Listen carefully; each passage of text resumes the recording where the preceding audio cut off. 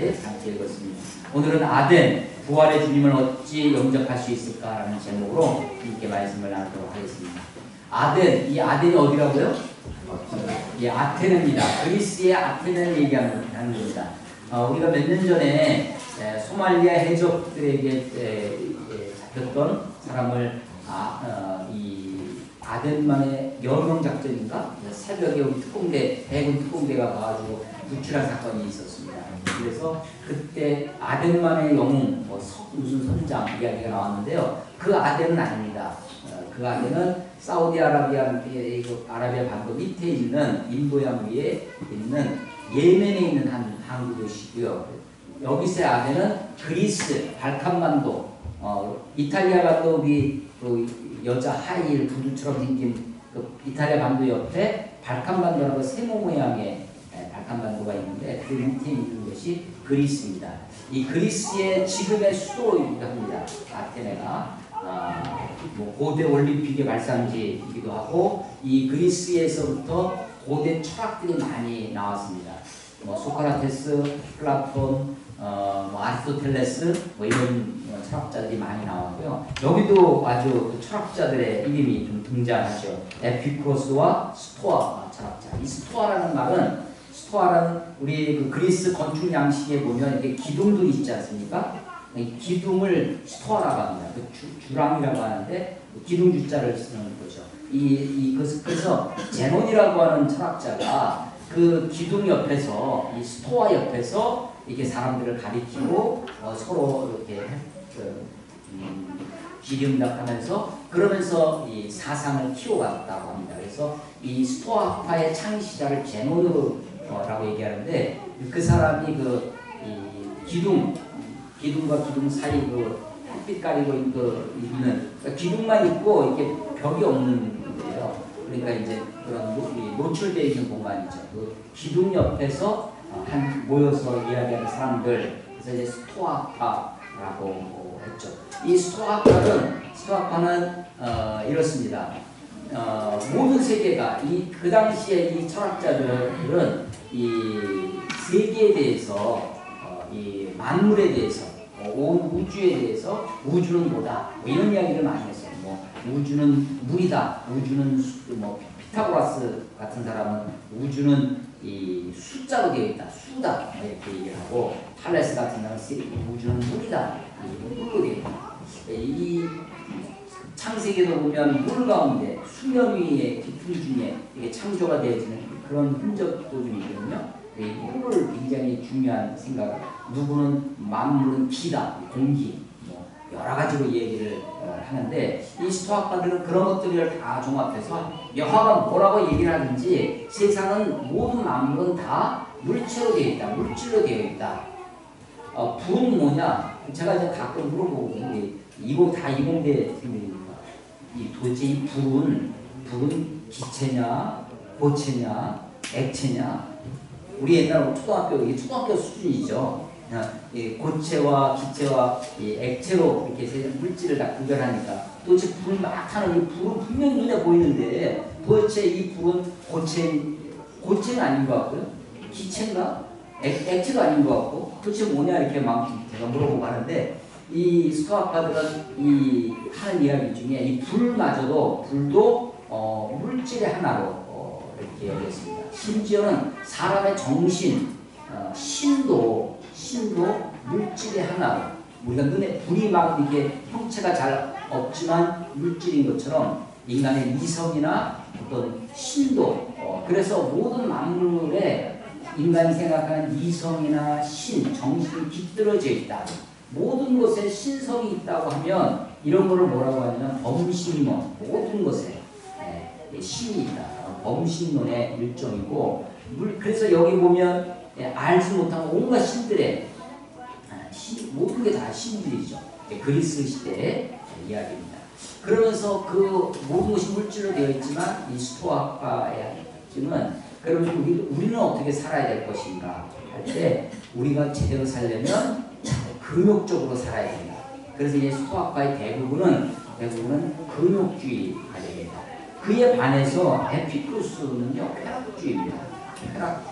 모든 것의 목적은 행복에 있다. 행복하려면 이제 쾌락인데 이 쾌락이 초기에는요 에피쿠로스라는 사람의 제자였습니다. 전부 다 이게 예수님보다 훨씬 예수님이 오시기 전 기원전 3세기 4세기 이런 사람들입니다. 그때부터 나오고 있는 것이니까 바울은 1세기잖아요. AD 1세기 사람이기 때문에 이미 에피쿠로스나 스토아나 이런 것들이 그 당시에 벌써 200년, 300년 이상 지나온 것들에 대해서 어느 정도 성숙되어져 있고 학파가 다 형성되어 있는 그런 상황이었죠.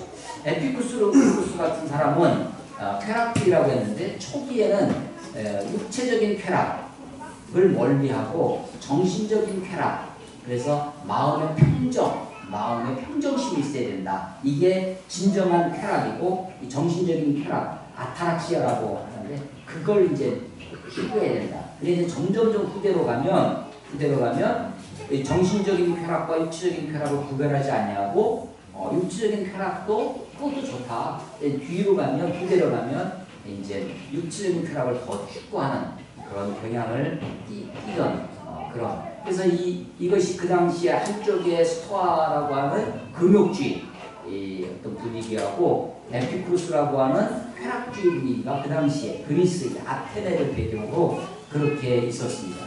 여러분 그 다음에 보면 우리 다음 아고라의 전문가가 계시기도 하는데 다음 인터넷 포털 사이트 다음에 보면 아고라는 그 시민들이 참여하는 네티즌들이 참여하는 공간이 있습니다. 그 아고라는 이제 광장, 시장 뭐 이런 건데요. 이 민주주의가 막 꽃피던 것이 이 그리스 아테네에서부터 시작이 되거든요. 아크로폴리스라고 하는 광장에서 소위 정치적인 문제를 거기서 많이 시민들끼리 이야기를 했는데 아고라는 보통 일상적인 일, 보통 사람들의 일상에서 벌어지는 민회라고 하는 거기서 벌어지는 일들을 거기서 아고라에서 이야기를 하고 그랬습니다. 근데 그와 비슷한 것이 한 곳이 또 있었는데 그게 오늘 등장하는 아레오바고라고 하는 것입니다. 이것은 이제 이 아크로폴리스라고 하는 정치적인 또 아고라라고 하는 시장 보통 사람들 모이는 데서부터 조금 떨어진 석회암으로 된 바위 언덕을 얘기했는데 이것은 아레스 신의 언덕이라는 뜻입니다. 아레스 신의 언덕에 모여가지고 사람들이 거기서 이야기하는 주로 여기 있는 것처럼 새로운 사상 이 사람들이 굉장히 새로운 이야기를 듣는 것에 굉장히 좋아했다고 하는데 한쪽에서는 새로운 사상, 새로운 이야기를 듣는 것을 좋아했지만 그 새로운 사상이 우리가 받아들일 그들 생각에 건전한 생각인지 아닌지를 검증하기 위한 일종의 사상 검증소 그것을 와서 이야기를 하고 그래서 여기 보면 바울을 붙잡아다가 그곳에 세워놓고 네가 하는 얘기가 도대체 뭐냐. 조금 전에 막 시장 바닥에서 하는 이야기를 들어보니까 네가 이상한 얘기를 하는데 네가 어떤 새로운 얘기를 하는 것 같아. 한번 와서 이야기해봐라. 그래서 아레오바고라고 하는 아고라나 아크로폴리스처럼 그 당시에 그리스 아테네에서 사람들이 모여서 이야기하던 근데 약간의 재판의 성격도 있었습니다. 거기서 여기서 잘못 이야기를 하면 그 당시에 막 이렇게 돌로 당하기도 하고 보편 추방제라는 게 있습니다. 이 도자기에다 우리 공동체에서 저 사람 뺄 사람 없을 사람 그 스스로 시민들이 정하는 거죠. 그래서 투표를 같은 비슷한 것을 그래서 추방하기도 하고 그랬습니다. 여기 이제 아레오바고는 그런 상황 속에 벌어지는 것입니다. 아테네에서 지금 바울이 그 전에 베레아에서 있다가 아덴으로 옵니다. 아덴으로 올 때 오늘 보면 바울이 아덴에서 그들을 기다리다. 그들이 누구냐면 실라와 디모데입니다. 왜냐하면 바울이 지금 베레아에서 아테네까지 올 때, 아덴까지 올 때 밤중에 그냥 막 이 유대인들이 바울에게 해를 끼치려고 하니까 유대인 바울의 친구들이 바울의 형제들이 바울만 당신 먼저 피해야 된다고 하고 바울만 데리고 아덴까지 왔습니다. 그래서 실라와 디모데는 여전히 베레아에 남아있던 상황입니다. 그러니까 혼자 있는 거죠, 바울이. 혼자 지금 아테네에 와서 이렇게 봤더니 16절에 이렇게 시작합니다. 바울이 아덴에서 그들을, 실라와 디모데를 기다리다가 혼자 있는 겁니다. 그래서 그 뒤에 보면 그는 바울을 얘기할 때 단수로 얘기합니다. 그러니까 그들이 아니라 바울 그 사람 한 사람이죠. 그 성에 우상이 가득한 것을 보고 마음에 격분하여 마음에 스트레스를 받았습니다. 이 영어 성경에 보니까 그 디스트레스, 유스트레스, 우리 스트레스 중에서도 좋은 스트레스 있잖아요. 스트레스가 다 나쁜 것이 아닙니다. 스트레스 중에 좋은 스트레스, 나를 열심내게 하고 막 경쟁심도 생겨나게 하고 막 자기를 분발하게 하는 열정이 생겨나는 유스트레스도 있지만 우리를 막 억압하고 우리를 괴롭히고 하는 디스트레스가 있습니다. 바울이 디스트레스를 받았다고 이렇게 얘기했습니다.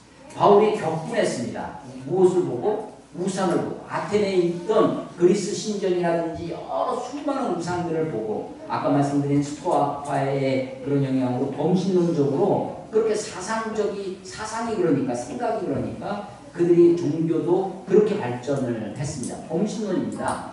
그런데 그것을 보고 바울이 격분했다라고. 격분해서 바울이 한 일이 뭔가? 여러분 옛날에 우리가 수년 전에 제가 자료를 찾아보니까 2000년도에 그런 일이 있었어요. 2000년 벌써 15년 전이죠. 2000년에 동국대학교에 가면 동국대학교 몇 번 가봤는데 불교대학인 건 아시죠? 이 동국대학교에 가면 약간 언덕에 불상이 이렇게 세워져 있습니다. 큰 불상이 세워져 있는데 누군지 모르죠. 누군지 모르지만 우리는 짐작은 할 수 있는데 그 큰 불상에다가 금불상에다가 빨간 라카라고 아십니까? 그 파리약 씩 하면 페인트로 나가는 그걸로 십자가를 쫙 그려 놨습니다. 그래서 이게 동국대 불상 훼손 사건이죠. 그 어간에 그 동국대 불상에다가 그렇게 해서 그때 막 그래서 사회에 이슈가 되어 있었는데 누군지는 잡지 못했지만 사람들이 이제 기독교인의 소행이 아니겠느냐라고 이제 하는 거죠. 그 어간에 있었던 일들 중에 여러분 기억하십니까? 단군상. 이 단군을 이렇게 모시는 단체에서 우리 민족의 조상이다. 그래서 단군상을 꼭 세종대왕처럼 생겼습니다. 그 상을 만들어서 동상을 만들어 가지고 초등학교 학교에 또 이 공공기관에 이 공원이라든지 이런 것에 단군상 건립을 적극적으로 추진했었습니다. 1998년도 제가 자료를 세워보니까 1998년도부터 단군상을 설치하기 시작해가지고 2000년 초반까지 열심히 해가지고 396기가 단군상이 곳곳에 세워졌습니다. 그랬더니 또 어떤 일이 벌어졌냐면요. 이 단군상에 목을 치는 거예요. 이게 동상이 있어도 다 채워져 있지 않고 속에 비어있어요. 속이 텅 비어있죠. 근데 그걸 전부 다 보면 목을 칩니다. 목이 부러져 있어요, 단군상. 그게 이제 신문에 몇 군데 신문에 나오면서 단군상 훼손 사건과 동국대 그 불상에 이렇게 하는 것. 또 여러분 기억하시면 한 2년 전쯤 생각나는데 어떤 선교단체에서 이 봉은사 요즘 지하철 영용 때문에 좀 시비가 붙어 있잖아요. 지하철 여기 성균관대학교 여기 대학 이름 붙이는 것도 사실은 시민들에게 반대. 여기 성대만 있냐? 이게 근데 지금 그건 다른 데도 많이 대학을 많이 하죠. 그럼 똑같은 대학이 있으면 그 근처 다른 대학도 있는데 굳이 그 대학 이름만 그래서 이게 다 정치적인 파워 게임 때문에 이제 이름이 이렇게 정해요. 제가 학교 다닐 때는요, 이게 율전역이었습니다. 성균관대학교 역을 시작하지 않았고, 처음에는 성대가 분명히 있어도 율전역이라고 이름을 붙였는데, 어느 순간 보니까 성균관대역으로 이름을 바꿨습니다. 9호선 개통을 하는데, 9호선역 중에 봉은사역이라는 이름을 붙이겠다는 거죠. 그러니까 기독교 일각에서 이제 반대를 하고 있죠. 왜 종교단체였던 이름을 영명으로 하느냐. 하는 것이서 도시철도공사랑 서울시는 그 이름을 고쳐라라고 하는데 이 도시 철도공사에서 아직까지 내가 그 앞을 지나가기 때문에 봉은사역 이렇게 하겠다고 보여줍니다. 그 봉은사에서 몇 년 전에 한 2년 전쯤 그 젊은 이 선교단체 가가지고 그 안에 가서 터밟기, 땅밟기 기도를 했습니다. 이 절이 무너지게 해달라고. 근데 그걸 동영상을 찍어가지고 자랑스럽게 그걸 올려놓은 거예요. 그러니까 이제 남의 절에 와가지고 막 이 절이 무너지게 해달라고 하니까 이게 이제 그런 것들이 사회적으로 문제가 되고 무리를 일으켰던 기억이 있습니다. 자, 다시 성경으로 돌아와 보겠습니다. 바울이 지금 아테네 이 도시 상황을 여러분 우상들이 많았습니다. 곳곳에 그 많은 우상을 보고 마음에 격분했다고 합니다. 그 마음에 격분해서 바울이 한 게 뭔가? 바울이 마음에 그 격분이 돼서 스트레스를 막 그냥 완전히 스트레스를 충만해져가지고 한 게 뭔가? 가가지고 새벽에 가가지고 우상들을 깨부시는 일을 했나? 그게 아니라 그 안타까움을 가지고 바울이 지금 17절에 보면 회당과 장터에서 변론하고 있습니다. 18절에 보면 이런 철학자들과 바울이 쟁론하고 있습니다. 구약에 보면 기드온이 사실은 굉장히 겁쟁이였습니다. 그런데 이 기드온을 하나님이 부르시죠.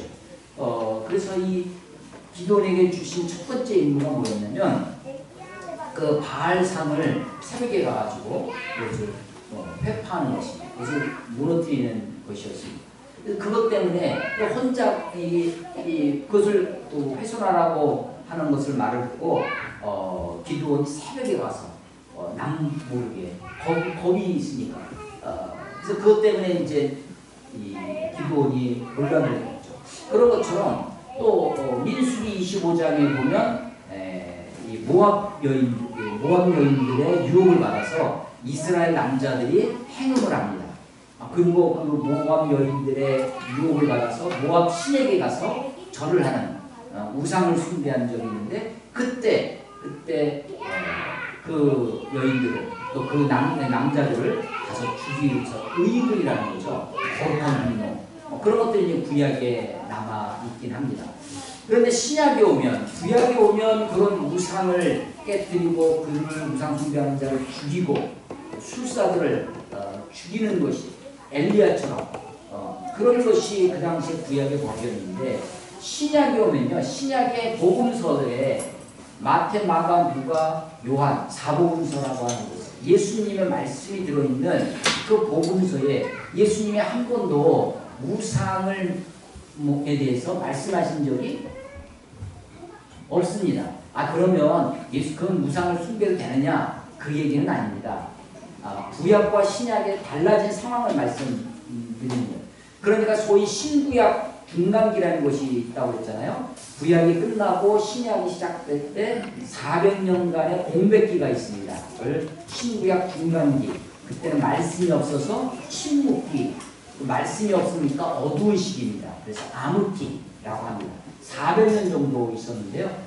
이 이스라엘이 남왕국과 북왕국으로 나뉘어지고 둘 다 멸망을 했습니다. 포로로 잡혀가고 그 포로기와 이어져 있는 것이 신구약 중간기인데 이때 소위 포로기와 신구약 중간기를 거치면서 이스라엘의 유대인들에게 신앙에 유익한 점이 하나 있었어요.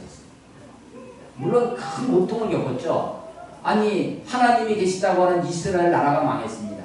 하나님의 이름으로 세워졌다고 하는 성전이 무너졌어요.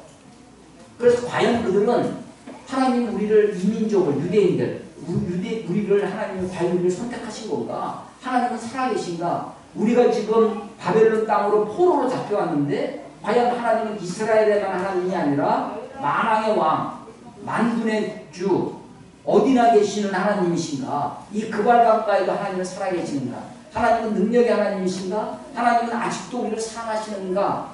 하나님 우리 민족을 선택하신 것이 맞는 것인가? 라고 하는 그들의 신앙의 정체성 신앙의 아이덴티티를 가지고 고민하고 그렇습니다. 그래서 그들이 그런 과정을 통해서 그들이 가지고 있는 신앙의 핵심이 무엇인가, 본질이 무엇인가를 깊이 생각하게 되어집니다. 그런데 놀라운 사실은요, 이 신구약 중간기를 거치면서 그 이전에 나라가 남왕국과 북왕국이 멸망하게 된 아주 결정적인 요인이 성경에, 이 성경 신학자들의 관점에서는 그것은 하나님을 버리고 우상을 섬겼다라는 것입니다. 우상 숭배가 하나님을 멀리하고 하나님을 섬기지 아니하고 다른 바알을 섬기고 다른 이런 우상 숭배가 나라를 결정적으로 망하게 했다고 하는 것이죠. 그 우상 숭배가 결국은 이 백성들에게 대해서 하나님을 안 믿으니까, 하나님 두려운 줄 모르니까 백성들을 강제하고 억압하고 이 나라가 이 공의를 잃어버리고 의를 상실하고, 그래서 그것이 결국은 나라를 망하게 하는 일이었다라고 하는 것입니다. 그런데 놀라운 것은요, 신약 시대에 와서는 우상 이야기가 없습니다. 그러니까 신구약 중간기를 거쳐서 유대인들에게 우상 문제가 척결이 됩니다. 더 이상 유대인들에게 우상은 문제가 아니었습니다. 다만 예수님 시대, 예수님의 복음서에 예수님이 가장 무섭게 다뤘던 것은 뭐냐면 바리새인들과 서기관들의 소위 외식하는 신앙. 내가 하나님을 믿는다고 하면서도 바리새파주의자처럼 율법주의자처럼 겉으로만 지키고 속으로는 마음으로는 하나님을 섬기지 않는 외식주의, 신앙의 외식주의를 예수님이 가장 강하게 비판을 하셨지, 우상은 더 이상 이스라엘 땅에서, 유대 땅에서 그것은 문제가 되지 않았습니다. 그것이 포로기의 신구약 중간기의 좋은 결과 중에 하나죠. 자, 그런데 이제 바울이 예루살렘에서부터 머물러 있지 아니하고 다른 전 세계 이방 나라에 복음을 전하러 가는 것입니다. 이게 2차 전도 여행의 변화라고 했죠. 아시아에서부터 유럽으로 와서 지금 유럽 땅입니다. 그리스 땅까지 왔어요. 이 이방 나라를 접하면서 우상 문제를 경험하게 되는 것입니다. 우상 문제와 맞닥뜨리기 시작하는 것이 1차 전도에 이제까지는 주로 뭐였냐면 유대인들에게 바울이 유대인의 회당에 가서 설교를 했는데, 유대인들과 계속 하는 것은 아직도 유대 구약에 있는 하나님, 율법의 하나님, 그 율법 밑에 있으면 우리가 다 죄인인데 율법으로 말미암아 의롭다 하면 얻을 일체가 아무도 없는데, 그런데 복음을 모르니까 그게 아직도 율법에 매여 있죠. 율법을 다 지킬 수가 없습니다. 그러니까 어떻게 해요? 율법을 지키는 척하는 겁니다. 지키는 척하니까 뭐가 되냐면 외식하는 것이 되는 거죠. 겉으로만 지키는 척하는 거예요. 속으로는 율법과 상관없이 사는 겁니다. 그걸 가지고 지금 그래서 이 1차 전도에 여기까지 바울이 유대인들 전도에 주력을 해왔는데, 그것은 주로 그런 문제를 다뤘던 거죠. 그런데 이제 계속해서 빌립보를 거쳐서 유럽 땅 빌립보를 거쳐서 그리고 이 데살로니가 베레아를 거쳐서 지금 아덴까지 왔습니다. 이 아덴에 와서 바울이 눈으로 목도하고 막 그냥 마음속에 일어나는 것이 뭐냐면 격분했던 것, 우상 문제입니다. 근데 그 우상 문제를 어떻게 다뤘다고요? 우리처럼 막 당상을 막 깨뜨리고 막 이 불상에다가 빨간 라카칠하고 막 그렇게 한 것이 아니라 그들과 변론하고 그들과 증명하는, 너희가 알지 못하는 신을 그렇게 섬기고 있는데 내가 그 신이 참 하나님 누구인지 너희들에게 가르쳐주겠노라고 하면서 긴 이야기를 설교를 하고 있는 것입니다. 그래서 이게 바울의 아레오바고 설교라고 하는 유명한 장이 바로 사도행전 17장에 오늘 아덴에서 벌어지고 있는 것입니다. 바울이 회당과 장터에서 지금 자기 일행들, 전도팀, 묘장, 자기 혼자 있었죠. 저도 이번에 일주일 동안 혼자서 여행을 다녔거든요. 그래서 이 비행기도 많이 타고 이게 세연이나 세진이랑 같이 갔으면 얼마나 좋았을까. 내가 그냥 굴뚝같이 생각나던데 곳곳에서 좀 어려운 일도 좀 있었습니다. 그런데 그때마다 오랜 경험으로 이 눈치 그래서 다 잘 여행을 했는데요. 혼자 다니니까 마음에 이 잠을 잔다든지 뭐 비행기를 갈아타고 뭐 하는데 이게 쉽지가 않은 거예요. 외국인 국내선을 몇 번 중국에서 국내선을 몇 번 탔는데 한국 사람도 없고 전부 다 중국 사람들 왜 이렇게 비행기에 막 빈자리가 없어요. 국내선도 중국 사람들도 이제 이동을 많이 하고 하니까 혼자 여행하는 게 쉽지 않구나. 외롭고 힘들고 이게 불안하고 바울이 지금 혼자 있었는데 거기서 이 격분되니까 잠잠히 있지 않냐고 그 사람들과 회당에서 장터에서 철학자들과 이 논쟁을 벌이고 있는 것입니다. 그러니까 이야기의 핵심이 뭐였냐 18절에 보시면요. 이들이 이 바울을 보고 말쟁이라고 그렇게 얘기하는 거죠. 그러면서 이방 신들을 전하는 사람인가 보다 하니 이는 바울이 예수와 부활을 전하기 때문에 바울의 전도의 핵심이 뭐였냐? 예수와 부활이었습니다. 예수님이 우리의 구세주 되시고 우리의 메시아 되시는데 그분이 죽었다가 다시 살아나셨다. 부활의 예수를 전했다고 하는 것입니다. 그러니까 종료주일인데 제가 지난주에 이제 중국 가기 전에 이번 주에 뭐 찬송 부를 거, 뭐 주보 이런 걸 다 지난주에 2주일 거를 준비하고 막 가면서 이번 주에 설교 종료주일을 맞아서 종료주일을 이 본문으로 돌아갈까 말까를 한참 고민을 했는데 제가 이 내 순서대로 그대로 해야 되겠다 라고 한 것입니다. 오늘 설교 제목이 뭐예요? 부활의 예수님을 부활을 어찌 준비할까 이런 것이었는데요. 지금 바울의 설교의 핵심이 뭐냐? 결론이 뭐냐? 예수와 그의 부활입니다. 예수님이 하나님 되시고 메시아 되시고 그리스도 되시는데 그분이 죽었다가 다시 살아났다라는 이야기를 전하는 것입니다. 그랬더니 그 바울을 데려다가 아레오바고에 세워놓고 아레오바고에서 너 한번 얘기해봐라. 네가 지금 새로운 걸 얘기하는 것 같은데 이것은 새로운 것에 대한 경청일 수도 있지만 사실은 새로운 것을 검증하려고 검색하려고 하는 그런 의도도 있었던 것입니다. 그래서 아레오바고의 연설이 22절부터 시작됩니다. 바울이 아레오바고 가운데 서서 말하되 아덴 사람들아 너희를 보니 범사에 종교심이 많도다. 이 말을 들을 때로는 어떻게 들립니까? 그들을 지금 이야기를 듣고 있는 그 사람을 존중하는 거죠. 우리가 그래야 서로 대화도 되고 그래야 서로 소위 소통이 가능합니다. 소위 타문화, 타종교에 대한 존중이 있어야 됩니다. 기본적으로 그들의 문화를 우리가 소중히 생각하고 그들을 존중하는 마음이 있어야 됩니다. 그러나 문화를 존중하지만 우리가 가지고 있는 복음, 우리가 가지고 있는 진리, 그들의 그것을 우리가 진리로 받아들이는 건 아니죠. 진리의 상대적인 차원이 아니라 우리가 믿고 있는 바 복음과 진리를 전하게 하기 위해서 그들이 가지고 있는 문화와 그들이 가지고 있는 것들을 우리가 존중을 해야 서로 대화가 가능해지는 것이죠. 자, 범사에 종교심이 많도다. 내가 두고 다니며 너희가 위하는 것들을 보다가 알지 못하는 신에게라 새긴 단도 보았으니 이 온 세상에 신들이 있는데 다 신들을 섬기는 신전을 만들고 신들을 섬기기 위한 것들을 다 한다는 거예요.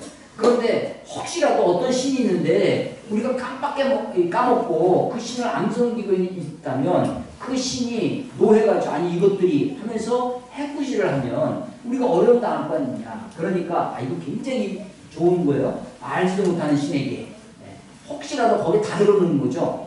그러면 옛날 제사를 지내면요, 이제 어렸을 때 이제 제사 지내는 것들 보면 물론 우리 돌아가신 우리 조상분을 모시는 제사가 있습니다.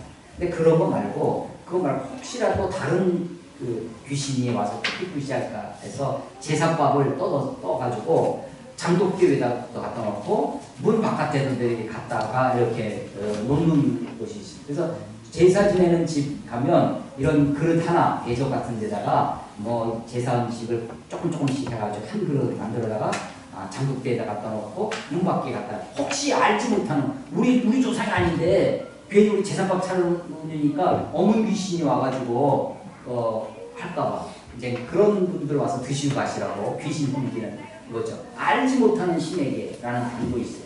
그래서 그 모습을 보면서 지금 이야기를 하는 것입니다. 그런데 내가 너희들에게 그 알지 못하는 신이 진짜 신이 누군지 내가 너희들에게 알려주겠다라고 하는 거죠. 24절 이렇게 시작합니다. 우주와 그 가운데 있는 만물을 지으신 하나님께서는 천주의 하나님, 우주와 그 만물을 지으신 하나님을 얘기하고 있습니다.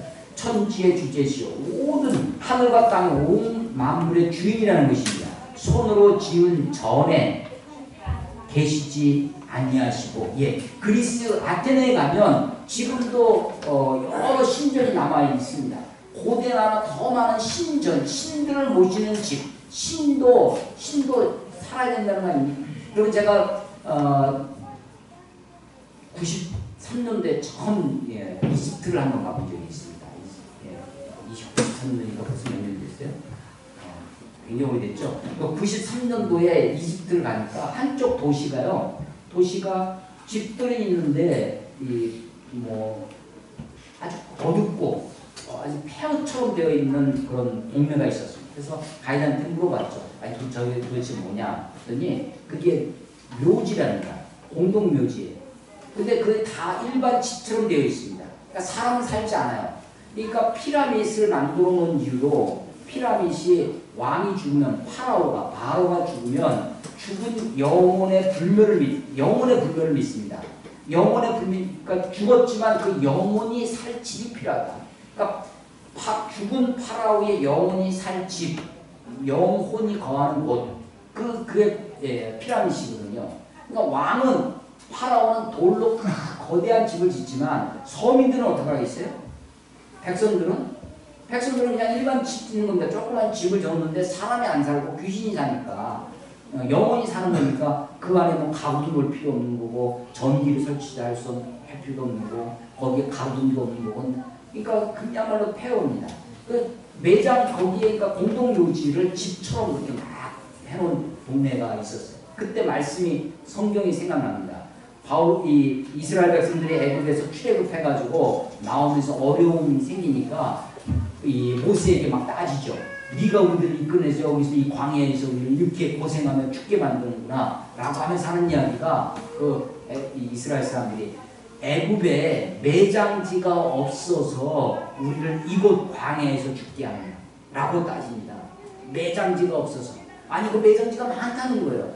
그러니까 실제로 이집트 애굽 땅에 그 수도 카이로 한쪽 도시 한쪽이 완전히 죽음의 도시, 공동묘지처럼 되어 있습니다. 다 뭐예요?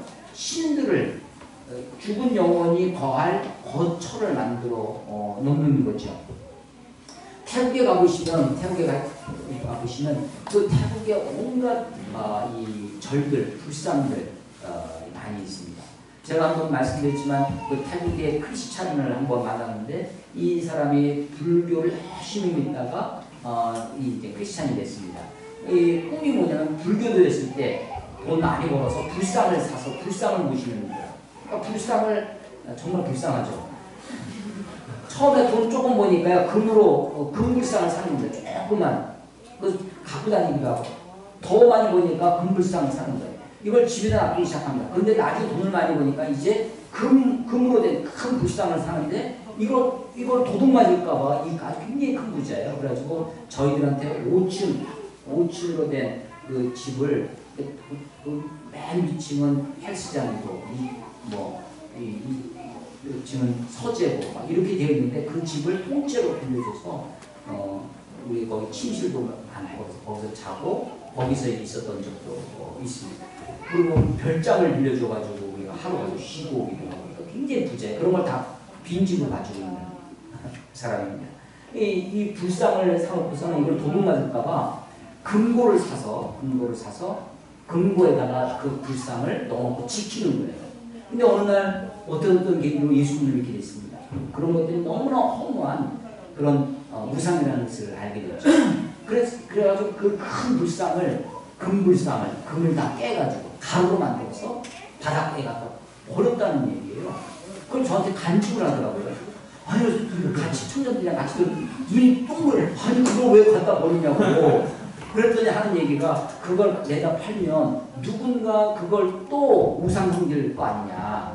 그래서 자기가 예수님을 믿고 나서 신앙을 받아 기독교인이 되고 나서 더 이상 이런 우상을 허무한 우상을 섬기지 못하게 해야 되겠다. 그래서 그것을 가루로 만들어서 가루에다 막 뿌렸다라는 간증을 합니다. 그 간증을 이렇게 들으면서 아니 신이 불쌍히 신이 나를 지켜줘야지 내가 불쌍을 지키고 있는 그런 꼴이 되는 거죠.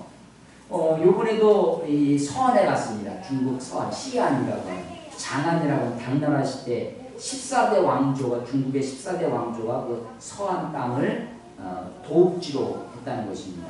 그 서안 땅의 그 도시 안에 대안사라고 하는 그 절이 있는데 그게 손오공 현장법사가 불법을 가지고 와서 했다는 것이에요. 가서 보니까 뭐 저것 금으로 되어 있었고 온갖 것들이 하는 거죠. 그걸 지키기 위해서 신이 우리를 지키는 것이 아니라 우리가 신을 지켜줘야 하는 그런 꼴이 됩니다. 중국도 사실은 사회주의 국가로 되어 있지만 지금은 뭐 사회주의 국가 냄새 하나도 안 나고요. 오히려 자본주의 첨단을 달리고 있고 그러니까 이제 사람들이 돈도 생기고 경제적으로 부유해지고 하면서 이 종교심이 많이 생겨나고 있는데 기독교도 중국 내 기독교도 이렇게 복음 많이 기독교인도 늘지만 불교도도 많이 늘어서 거기에 와가지고 온갖 그 절을 다 복원해 놓고 그 당나라 시대 때 그 당현종의 양귀비가 있었던 절 뭐 이런 것들을 다 그냥 너무나 의유하게 이렇게 만들어 놓고 있는 것을 보게 됩니다. 그런데 하나님은 어떤 분이시냐면 만물을 지으신 분입니다. 사람이 만든 사람의 손으로 지은 전에 그 집에 계시지 아니하신다는 거예요. 그리고 솔로몬이 성전을 지었습니다. 솔로몬의 성전 얼마나 금으로 레바논의 백향목으로 너무나 아름답게 지었죠. 열왕기하 8장에 보면 그 솔로몬이 성전을 짓고 봉헌하는 봉헌기도하는 장면이 있습니다. 그때 솔로몬이 하는 얘기가 이렇게 얘기합니다. 하늘의 하나님, 하나님께서 사람이 지은 전에 거하시겠습니다. 하늘들의 하늘이라도 지고한 하늘들의 하늘이라도 하나님을 감당할 수 없겠거든 하물며 내가 지은 이 전이오니까 하늘의 하늘이라도 하나님을 감당할 수 없는 겁니다. 그런데 사람이 지은 솔로몬이 그렇게 찬란하게 지은 성전이라도 거기에 거할 수 없는 거죠. 근데 사람들이 어리석어서 그 지은 사람이 손으로 지은 그곳에 신이 있다고 믿는 것입니다. 25절에 또 무엇이 부족한 것처럼 사람의 손으로 섬김을 받으시는 것이 아니니 예 그렇습니다. 우리가 물론 헌금도 하고 봉사도 하고 여러 가지 섬깁니다. 그런데 하나님이 뭐가 부족해서 하나님 그분 자체로 충만하신 분입니다. 하나님의 영광을요 우리가 거둘 수가 없습니다. 우리가 어떻게 해야 하나님이 더 거룩해지는 것이 아닙니다. 하나님의 영광이 우리가 착하게 살면 하나님의 영광이 더 커지고 사실 그런 것은 아닙니다. 하나님은 그분 자체로 그분 자신으로 충만하신 분입니다. 어떤 것으로 부족함이 없으신 분이에요. 무엇이 부족한 것처럼 사람의 손으로 섬김을 받으시는 것이 아닙니다.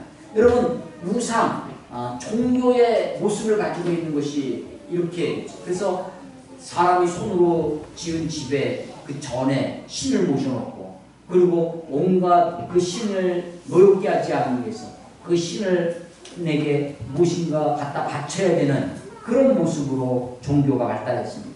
이런 것들이 다 우상의 모습들이죠. 그런 하나님이 만민에게 25절 보면 이는 만민에게 생명과 호흡과 만물을 친히 주시는 이시니 그렇습니다.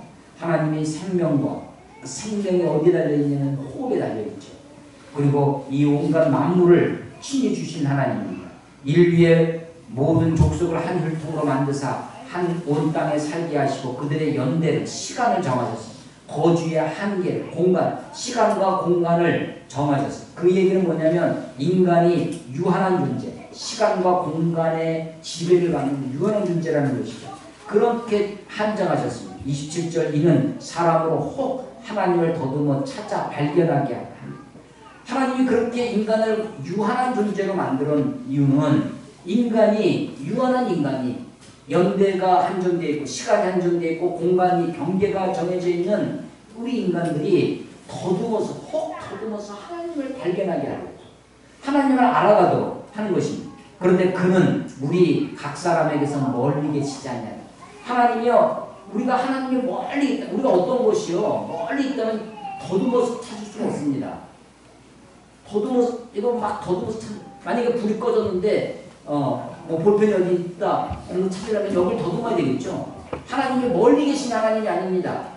하나님이요, 하나님이 저 지천에 계신 하나님이 아니라 우리 바로 가까이 계신 하나님이에요. 그래서 그 하나님을 우리가 찾을 수 있도록 더듬어 찾을 수 있어요. 우리가 유한한 존재입니다.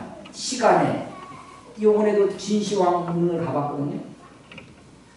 뭐 불로장생을 위해서 제주도까지 사람을 보낸 3,000명을 동남 분교를 보냈다고 하잖아요. 이 진시황에 가서도 그러나 그 인간이 유한한 존재라고 하는 인간이 정말 그런 존재가 되었을 때 그걸 알 때 과연 그래서 전도서 3장 10절에 있는 것처럼 하나님이 우리들 각 사람에게 영원을 사모하는 마음을 주셨다. 영원을 사모하는 마음을 주셨다. 그래서 그 하나님을 찾는 더듬어 찾는 그런 것을 위해서 우리들에게 유한성을 주셨다는 거죠. 28절 우리가 그를 힘입어 살며 기동하며 존재하느니라.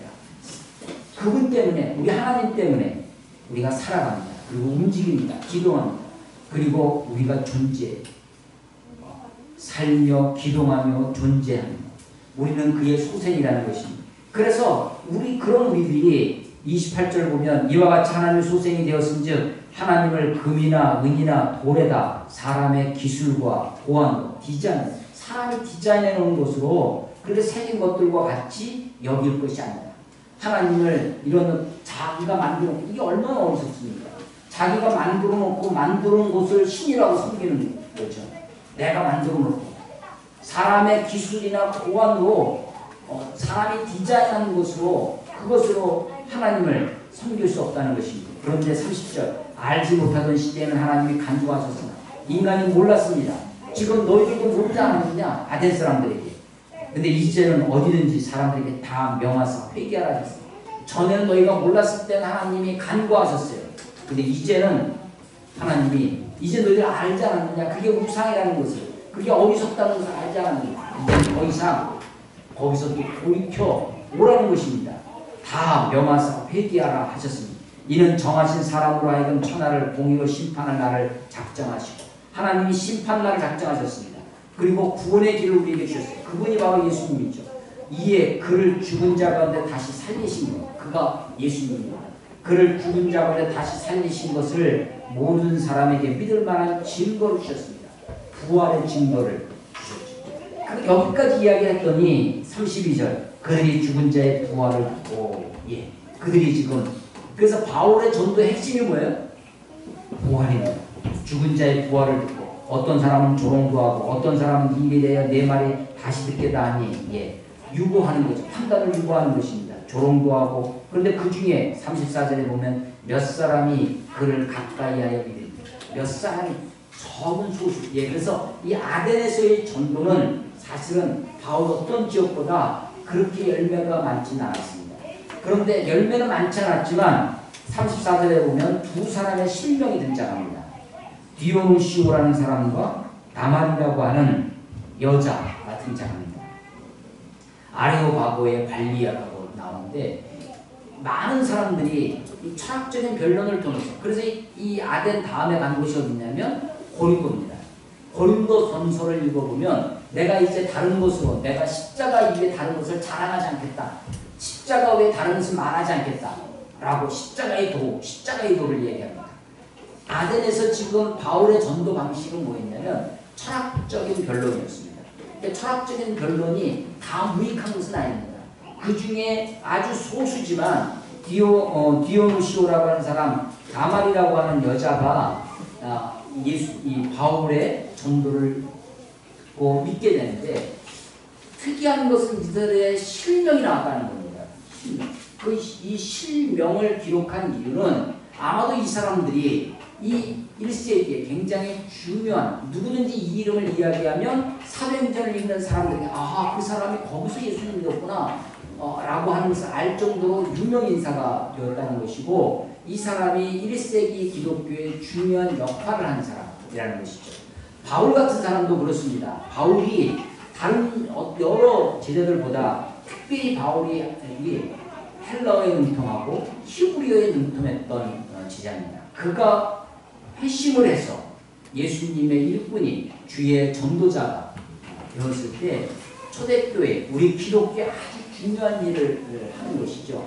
이 디오누시오라고 하는 다말이라고 하는 이 사람이 비록 아덴에서 많은 사람이 주께로 돌아오진 않았지만 소위 철학적인 변론을 통해서 예수를 믿게 된 이 귀한 사람들, 큰 역할을 했던 것으로 그렇게 생각되어집니다. 자, 바울이 지금 전도 여행을 하는데 이제 그 다음 고린도로 간다고 했죠. 고린도에 가서야 비로소 바울이 실라와 디모데가 고린도로 합류합니다. 그러니까 아덴에서는 좀 홀로 있는 거예요. 홀로 있지만 그 우상을 섬기는 그 모습에 격분해서 그들과 변론을 하고 있는 아덴 전도의 모습입니다. 자, 바울의 전도의 핵심이 뭐였다고요?